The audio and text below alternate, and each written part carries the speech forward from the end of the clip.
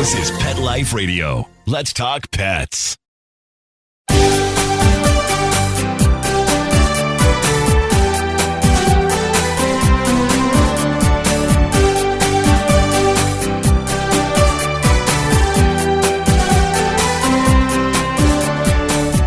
Hello and welcome to Working Like Dogs on Pet Life Radio. Thank you for joining us and for following Working Like Dogs on Instagram and Facebook. We're your hosts. My name is Marcie Davis, and my co-host is my adorable service dog, Lovey. And we're thrilled to be with you to talk about our favorite subject, working dogs and working animals. And today we're going to be talking with Emmy award-winning filmmaker, journalist, and storyteller Don Hardy. And he's going to talk with us about his new film, Pick of the Litter. And as you can imagine, the film follows a litter of puppies from the moment they're born and begin their quest to become guide dogs for people who are blind. So I can't wait to hear about it. So come right back after these really quick messages as we welcome Don Hardy to the show. Does your dog itch, scratch, stink, or shed like crazy? Come to Dynavite for help. Order a 90-day supply of Dynavite. Everything we tried failed except the Dynavite. Pick up 2 bottles of Super Mega Fish Oil. Get the 3rd bottle free. Packed with omega-3, DHA, and EPA fatty acids. Super Mega is great for your dog's immune system, healthy skin, and soft, shiny fur. Dogs love it. Try Super Omega Fish Oil. Buy 2, get 1 free. At Dynavite.com. DINOVITE.com.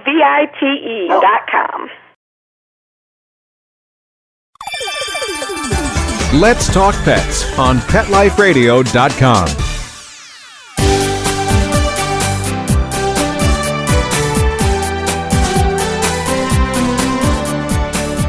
Welcome back to Working Like Dogs on Pet Life Radio.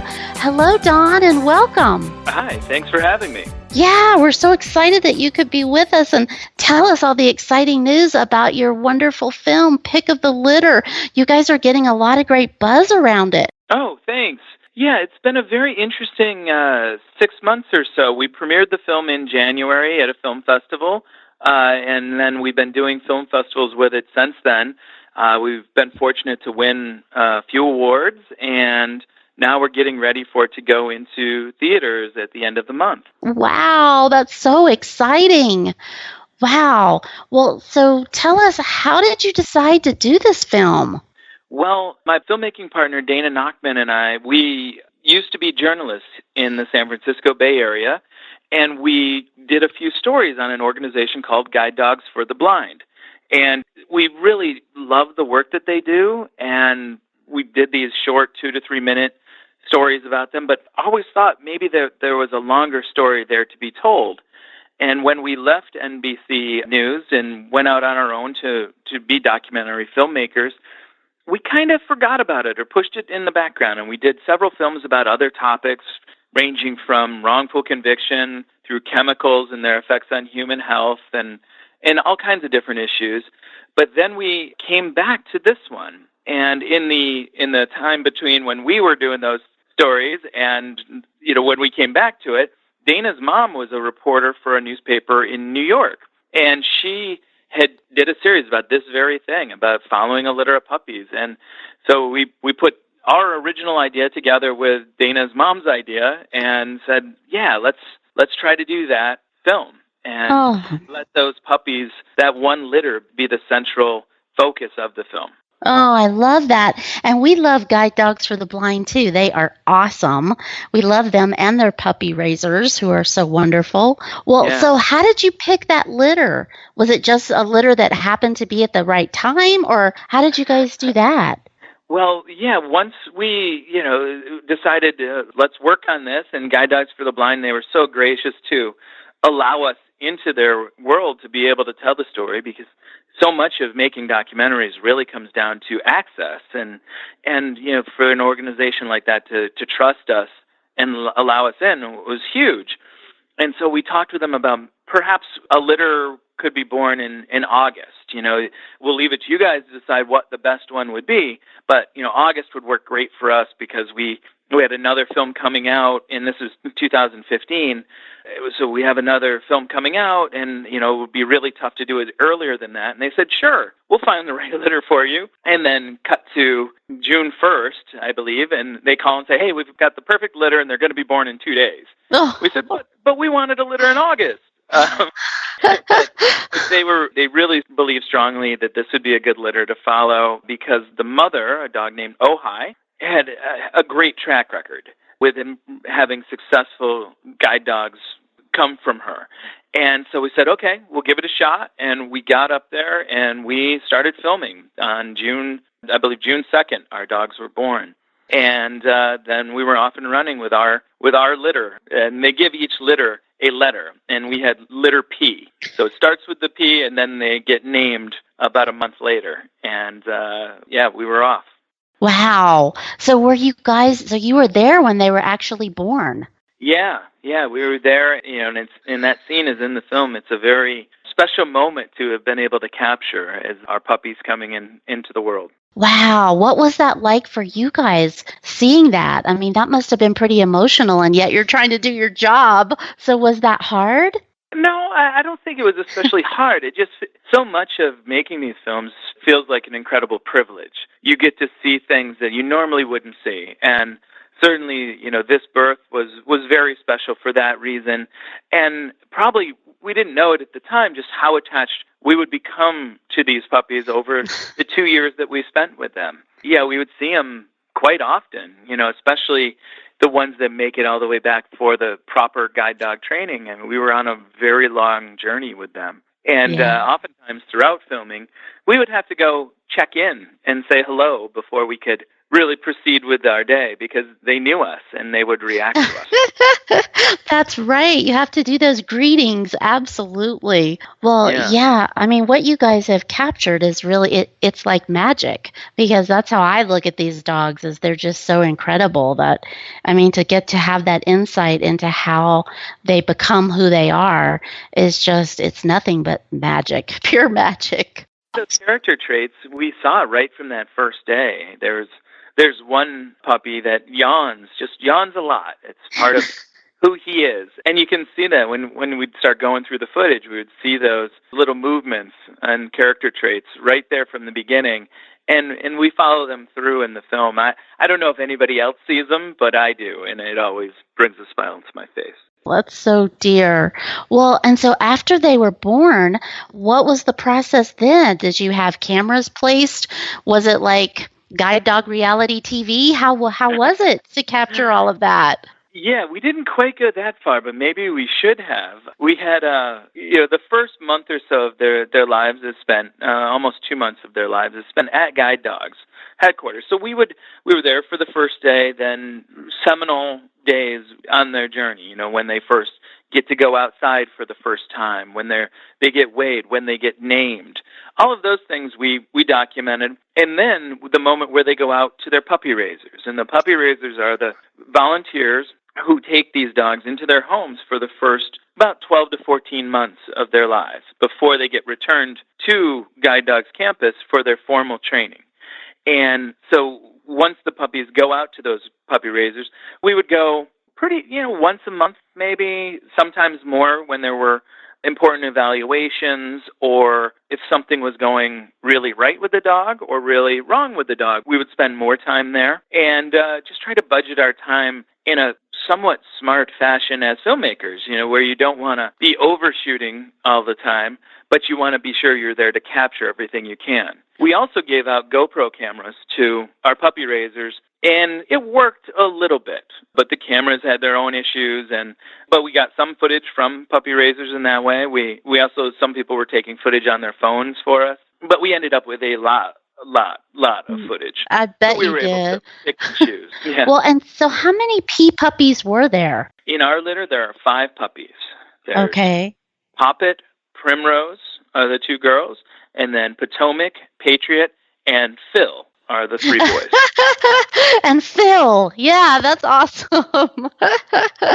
Oh, I love those. It is amazing how they track these dogs, and they do track them and really look at that, like you said earlier, for the success of the breeding program of who the moms and dads are and how successful these little guys and girls are.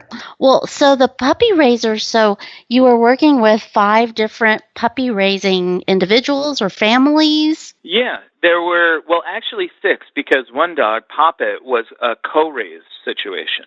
So she had 2 sets of raisers with her, and they could kind of trade it off.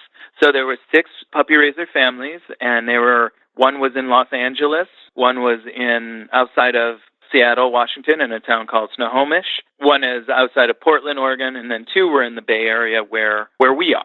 So we just tried to check in with them as much as we could and document their progression. Yeah, well, I'm so glad you shared where the puppy raisers were actually living, because I was wondering if they were all going to be in the Bay Area or if they were all over the West Coast, which, gosh, you guys had to travel to actually be tracking those little ones' lives. Yeah, it was a bit of a surprise to us that they were spread out so much. I think, initially there's so much you learn along the way.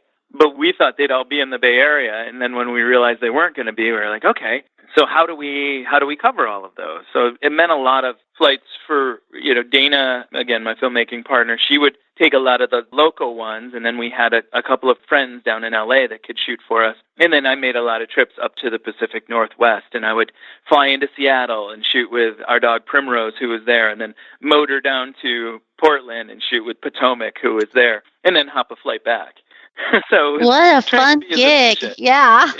Yeah, not bad. I definitely racked up some frequent flyer miles on this one. Wow.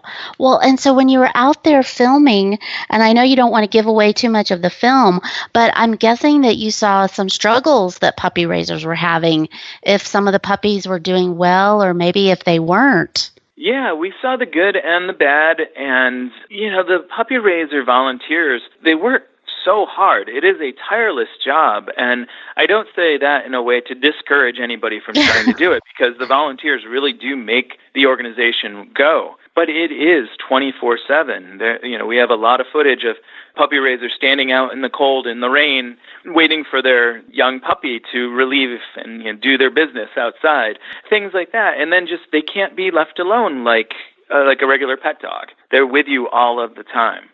So it is a big responsibility, and certainly they get so invested in these dogs and in making them the best they can be that then they have to give them back and send them back for training. And those are very tough moments. Even for folks that have been doing this for a long time, it's hard to say goodbye. Yeah. I know. I have talked to so many puppy raisers over the years, and I've asked them, how can you do that? What is it? And what so many of them have shared with me is that they just stay focused on how they know how that puppy is going to impact someone's life, and they stay focused that they're going to get another puppy. So they won't be lonely too long. So I don't know if that's what you guys experience, but I could not agree with you more. The responsibility, the level of commitment. I mean, talk about unsung heroes. It's true. And yeah, that is what we've heard as well, that it's the two lights that the bright spots, I guess, are that, yes, you can get another puppy, and sometimes people need to wait a bit before they do that after they return one for training, and also knowing that if they do their job right, these dogs can go out and do an amazing service to their visually impaired partners. And going through that graduation process is generally enough to make you say, okay, I did my job, I did it well, and I get it. I get the mission here. Yeah. So that keeps you coming back for more. Yes, it does. It's intoxicating when you really see the impact. Yeah. Well, we are going to take just a couple of seconds and hear some important messages from our sponsors, and we're going to come back and continue visiting with Don Hardy, because we have a lot more questions to ask about what happened in the film after these little puppies were returned back for their advanced training. So come right back. We'll be right back, right after these messages. Stay tuned. Hey everyone. This is Michelle Byrne, host of Best Bets for Pets on Pet Life Radio. I just wanted to tell you about my new discovery for Mr. Z, the Super Chewer Bark Box. It contains Super Chewer products that are perfect for super chewers like Mr. Zeusy. The assortment comes with 2 tough toys, 2 meaty chews, and 2 full bags of treats. And the treats are always all natural, made in the USA or Canada, no wheat, soy, or corn, and it's an unbelievable value. Now, I'm going to save you some money. I have a special for you. When you place a 6-month or 12-month subscription, use the code PetLifeRadio. For a limited time, you'll get 50% off your first month of Super Chewer on a 6 or 12-month plan. Just visit superchewer.com/PetLifeRadio. Put the code PetLifeRadio at checkout and you'll save 50% off your first month. Makes Pet Mommy happy, makes my Super Chewer happy that he's going to get some great toys every month, and it makes my pocketbook happy because I save some money. How great is that? Let's talk pets. Let's talk pets On Pet Life Radio. Pet Life Radio. PetLifeRadio.com.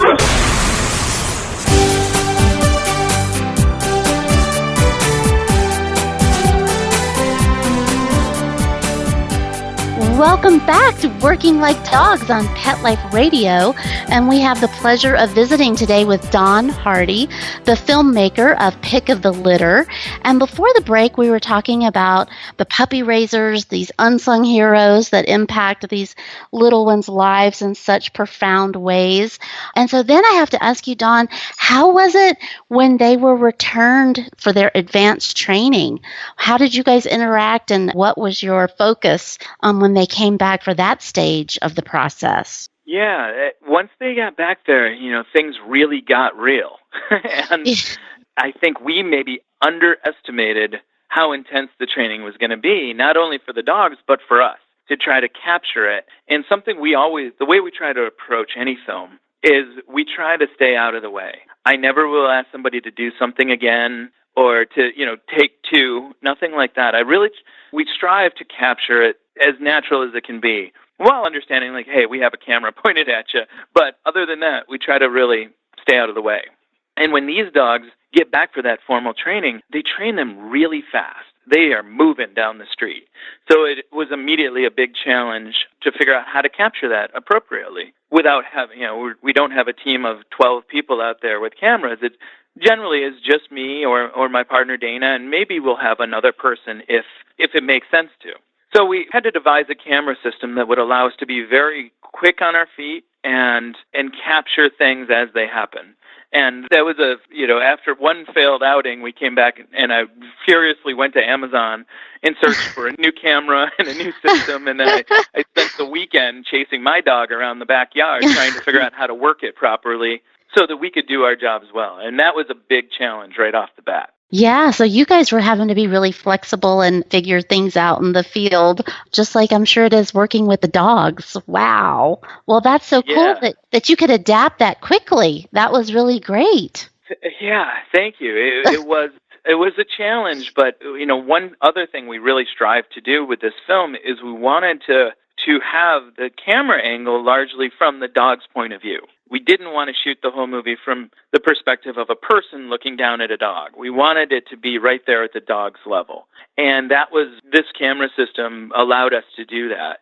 And it didn't really bug the dogs. It was small enough that they recognized it was there, but then they just realized that we were another distraction in the world that they have to understand how to move around. Well, that's just going to say, I bet that was perfect for their training because, like you said, they need to be aware of those distractions and ignore them, which is amazing and phenomenal that they can do that.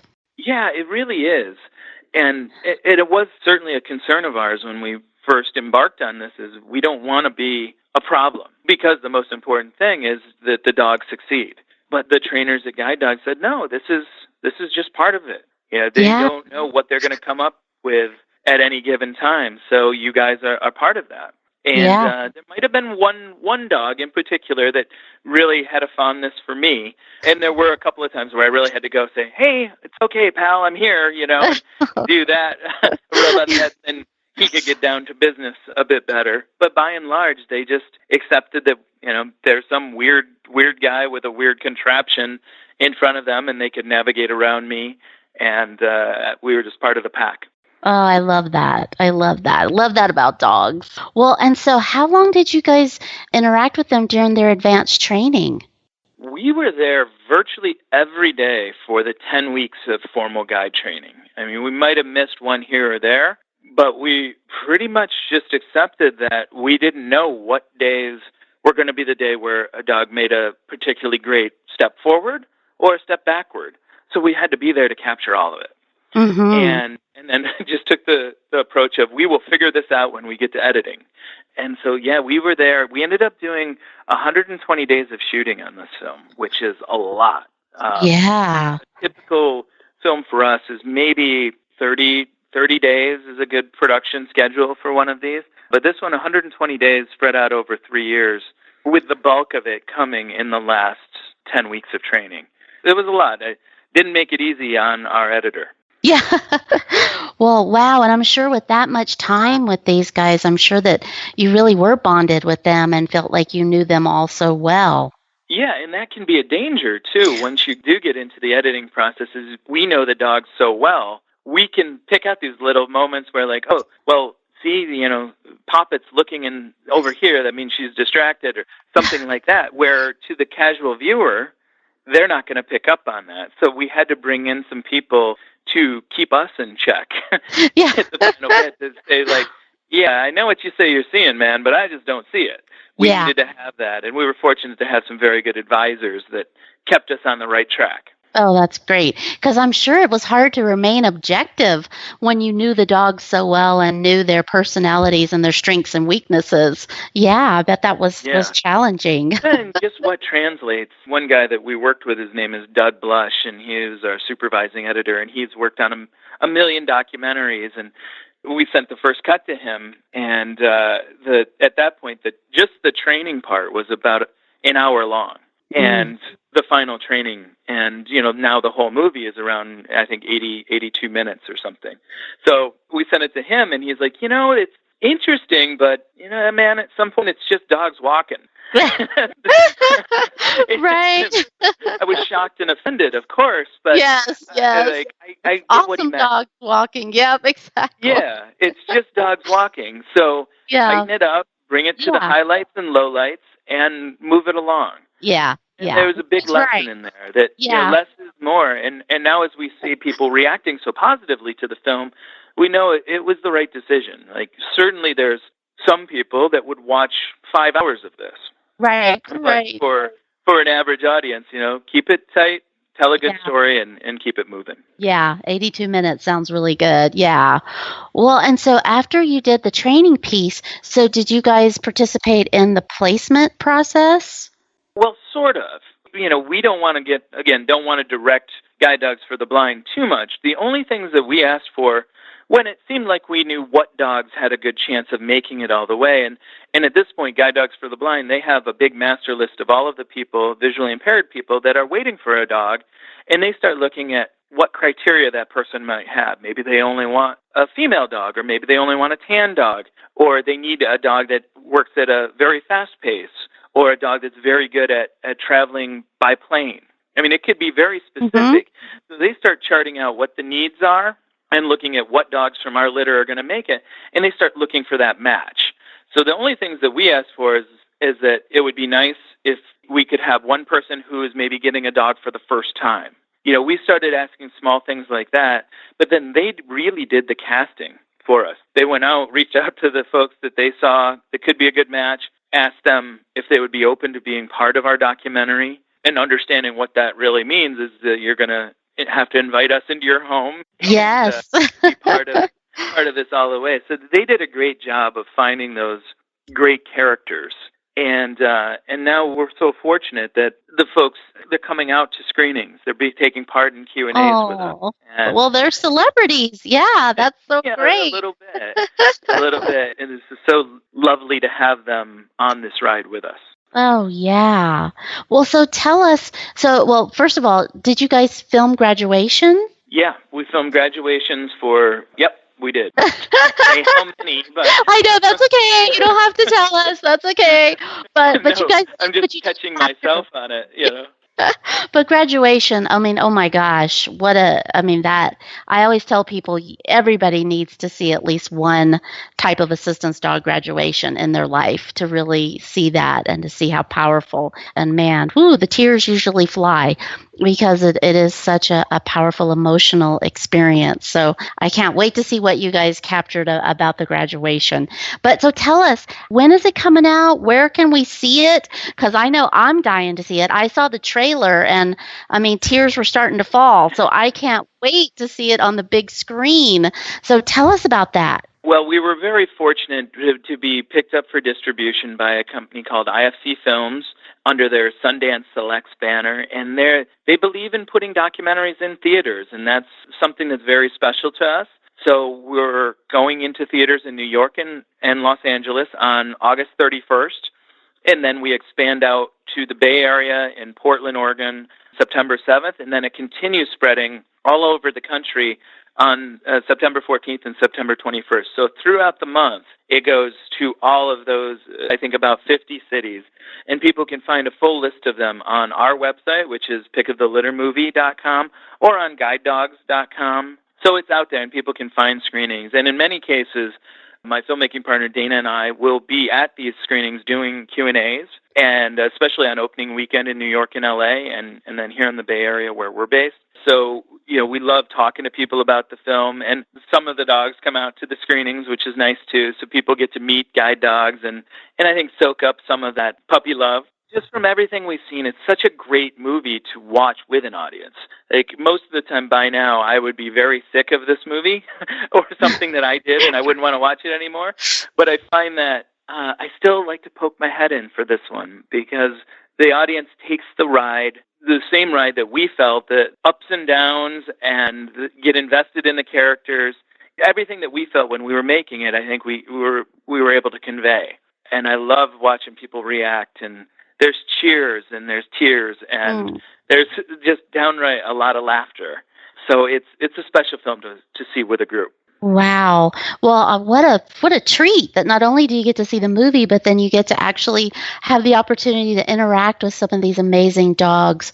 But I can only imagine what it's like to see that on the big screen as opposed to a little screen. So, I mean, do you have any thoughts about that, about why people should be watching it in the theaters as opposed to waiting to see it at home? It's a shared experience.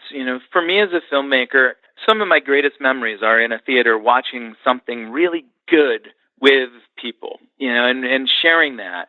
And right now with the world that we have that seems like there's so much negative stuff out there, I think one reason people are responding so well to this film is that it's positive. It's people doing something nice for other people, and they're connected by our four-legged friends. It just is working. And, at every screening, and this is now played, I've been at screenings of it virtually all over the country, it works everywhere.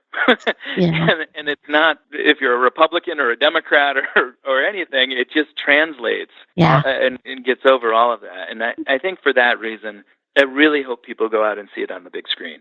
Yeah. Well, like you said, I mean, it's so genuine.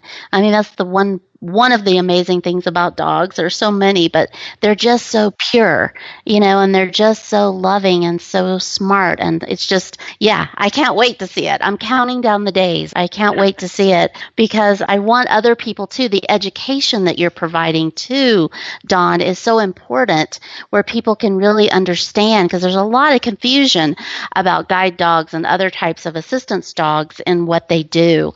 So the education that you're providing, I really thank you and commend you for that, because it's going to be life-changing for a lot of people. They're going to get it when they haven't gotten it, which is just incredible. As a filmmaker, you've really done your job.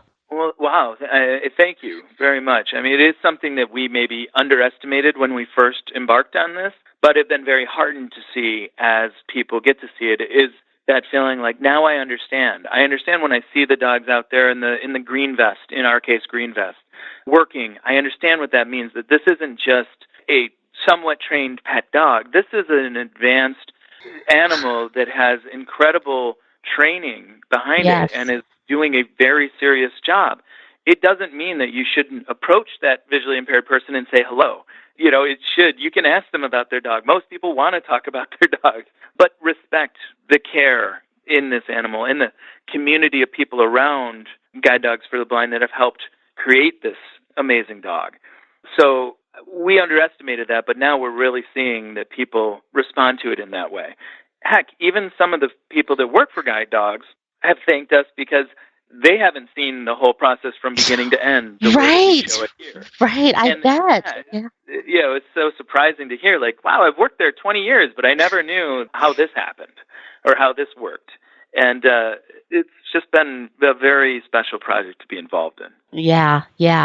Well, I definitely really appreciate what you've done. And like I said, for so many reasons, because I think this film is going to be viewed for a long time to come, because it is such a great educational tool for so many people in the industry and people outside of the industry. So, and for young people who want to become trainers and want to aspire to that, or puppy raisers. So I just think it's going to have such a ripple effect of impact. So just can't thank you enough for what you've done. It's so exciting. Oh, thank you very much, Marcie. I appreciate it. And I hope it does become that kind of a tool, because we certainly see the younger generation coming up and raising these dogs. I just met a young woman over the weekend, and she has a dog with her named Westa. And how she got into it, she's only 14, 15 years old, but is so driven to be involved. We need more young people like that are willing to do something selfless. Yes. And I think we'll get more after they see your film. They're going to be inspired. Yeah. Well, thank you so much, Dawn, for coming and visiting with us today. And we just are so excited and can't wait to see Pick of the Litter. So thank you for being with us. Thanks very much. And thank you, our listeners, for being with us. We love to hear from you, and we hope that you all will get to go out and see Pick of the Litter. I know Lovey and I will be going, and we also love to hear from you, so please keep those emails coming. And you can reach us at Marcie, MARCIE, at PetLifeRadio.com. And let's stay connected through Facebook and Twitter. We just love hearing from you and seeing your photos of you and your working dogs or puppies that you're raising. So thanks so much for being with us, and take good care. Let's Talk Pets, every week on demand, only on PetLifeRadio.com.